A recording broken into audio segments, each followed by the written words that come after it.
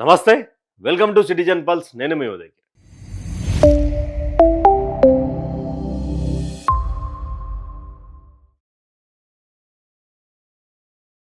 హైదరాబాద్ మరియు కొన్ని ప్రాంతాలలో ఎక్కడ చూసినా కూడా ఒకటే బోర్డు. అదే no petrol, no diesel, no stock. ఇప్పుడు కొత్తగా ఆంధ్రప్రదేశ్లో కూడా నో స్టాక్ బోర్డులు వెలుస్తున్నాయి. దేశంలో 29 రాష్ట్రాలు ఉన్నటువంటి భారత్లో కేవలం 2 రాష్ట్రాల్లోనే ఈ యొక్క పెట్రోల్ కొరత ఎందుకు అనే ప్రశ్నలు కూడా వెల్లువెత్తుతున్నాయి.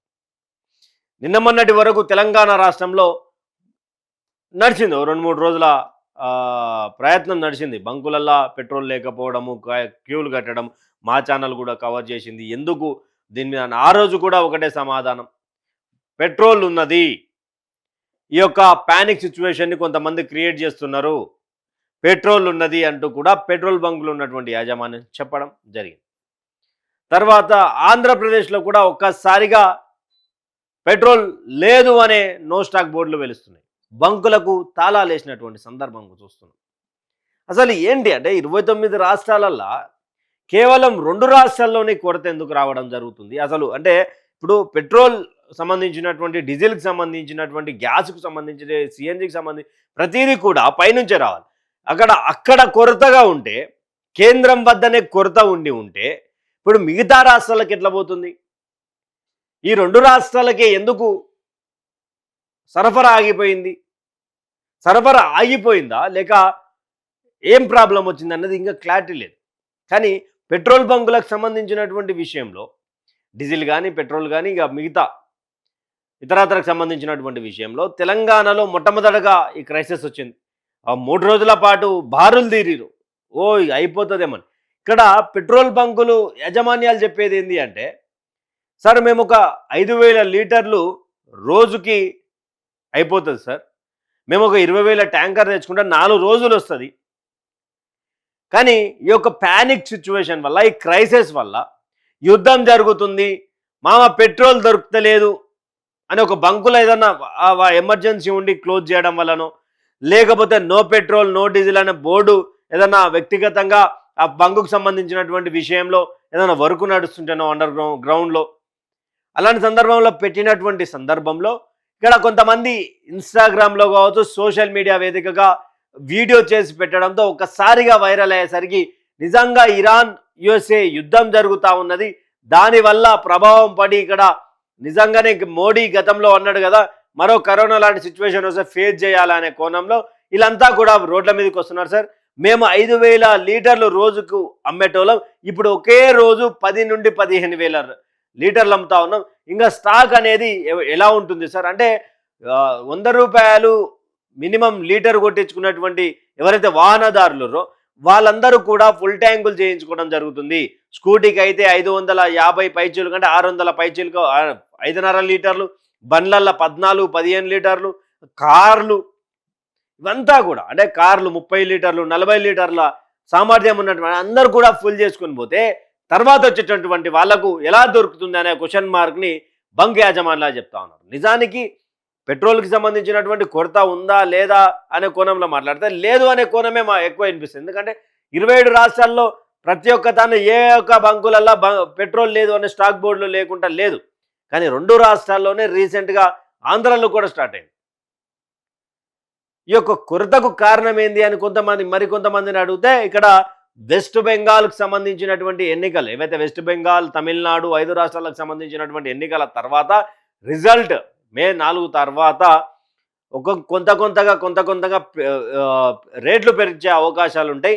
దీనికి సంబంధించి అన్ని దేశాలలో కూడా రేట్లు పెంచేసిర్రు అని చెప్పే కోణం. అదే మరి ఇదే 2 రాష్ట్రాలకు కాకుండా 27 రాష్ట్రాలకు కూడా రేటు పెరుగుతుంది కదా ఒకవేళ కేంద్రం పెంచాలి అంటే. 27 రాష్ట్రాలకు కూడా ఎక్కడ కూడా నో స్టాక్ బోర్డులు లేవు కదా. నో స్టాక్ బోర్డులు పెట్టి రేట్లు పెంచాల్సినటువంటి అవసరం లేదు కదా, వాహనదారులకు ఇబ్బంది పెట్టాల్సినటువంటి అవసరం లేదు కదా. ఇక్కడ మరీ ముఖ్యంగా గిగ్ వర్కర్లు ఎవరైతే స్విగ్గీ, జొమాటో, ఈ ఫుడ్ గిగ్ వర్కర్లు ఉన్నారో వాళ్ళకి ఇబ్బందికరంగా మారే అవకాశం ఉంది. ఇక్కడ ఓలా, ర్యాపిడో, ఊబర్ ఎవరైతే ఆటో, క్యాబులు నడిపేటువంటి వాళ్లకు ఇబ్బందికరంగా మారే అవకాశం ఉంది. రోజు ఆఫీసులకు వెళ్ళేటువంటి వాహనదారులకు ఇబ్బందిగా మారే అవకాశం ఉంది. రైతులకు సంబంధించినటువంటి ఇష్యూలో కూడా రైతులకు కూడా ఇబ్బంది. ఎందుకంటే వాళ్ళకి సంబంధించినటువంటి పొలం దున్నడము, ట్రాక్టర్ తోటి అవసరం ఉన్నటువంటి సందర్భంలో డీజిల్ లేకపోవడము, జేసీబీలకు సంబంధించినటువంటి విషయంలో ప్రతి ఒక్కరికి కూడా ఈరోజు పెట్రోల్ డీజిల్ సంబంధించినటువంటి విషయంలో ప్రతి ఒక్కరికి అనుబంధం ఉన్నది. ఎందుకంటే ప్రతి ఒక్క చిన్న విషయంలో కూడా పెట్రోల్ డీజిల్ అవసరం. ట్రావెలింగ్కే కానీ, పొలం వ్యవసాయ పనులకే కానీ, ఇల్లు కూల్చడానికో లేకపోతే ఇతరత్ర దానికి సంబంధించినటువంటి విషయంలో కానీ ఇక్కడ ఎందుకు కొరత వచ్చిందంటే సమాధానం లేదు. అధికార పక్షంలో ఉన్నటువంటి కాంగ్రెస్ పార్టీ కూడా దీని మీద ఎలాంటి గతంలో ఒక స్టేట్మెంట్ ఇచ్చింది, ఎలాంటి తప్పుడు వార్తలను నమ్మకండి, ఇక్కడ పెట్రోల్ ఉన్నది అని. కానీ ఇప్పుడు మళ్ళీ ఒక వారం రోజులు 2 వారాలకి మళ్ళీ కొరత స్టార్ట్ అయింది. ఈ యొక్క పెట్రోల్ డీజిల్ కొరతతో పాటు కూరగాయల రేట్లు కూడా పెరిగే అవకాశం ఉంది అంటూ కొంతమంది మాట్లాడుతున్నారు.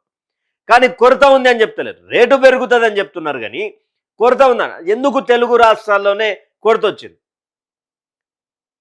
సరే, రేటు పెంచాలనుకుంటున్నారు, అన్ని తాన రేటు పెరిగింది, కానీ తెలుగు రాష్ట్రాల్లో ఎందుకు కొరత వచ్చిందంటే ఇదే ప్యానిక్ సిచ్యువేషన్. వాళ్ళు క్లియర్గా ఉన్నారు. 5,000 లీటర్లు అమ్ముకుంటారు సార్, మేము 4 రోజులకు ప్లాన్ చేసుకుంటాం, 5 రోజులు ప్లాన్ చేసి మేము తెప్పించుకునేది ఒకటి. ఈ ప్యానిక్ సిచ్యువేషన్ వల్ల రోడ్లు మొత్తం బ్లాక్ అయిపోయి రాత్రి మొత్తం ఉన్నటువంటి సందర్భాలు మేము ఎంతమందికి అనిపోసాం సార్. అంటే ఈ భయపడి ఉంటుందో ఉండదో అన్న కోణంలో కూడా పనిచేస్తున్న ఇలాగ జరుగుతుంది సార్ అని చెప్పి పెట్రోల్ బంక్. అంటే ఈ పెట్రోల్కి సంబంధించినటువంటి మాయాజాలం వెనుక ఎవరుంటారు అసలు? ఈ ఇన్ఫ్లుయెన్సర్లు కావాలని చేస్తున్నారా? కొంతమంది మనతో పబ్లిక్ మాట్లాడినప్పుడు చెప్తా ఉన్నారు, అన్న నేను ఇన్స్టాగ్రామ్లో చూసిన, లేదు పెట్రోల్ అయిపోయింది ఇంకా దొరకదన్న కోణం ఒకటి, ఒక ఈవీ వాళ్ళు ఇట్లా చేసిరు అనేది అంతా సోషల్ మీడియా మీద కొంత చెప్పే ప్రయత్నం చేస్తున్నారు పబ్లిక్, మరి ముఖ్యంగా ఇన్స్టాగ్రామ్.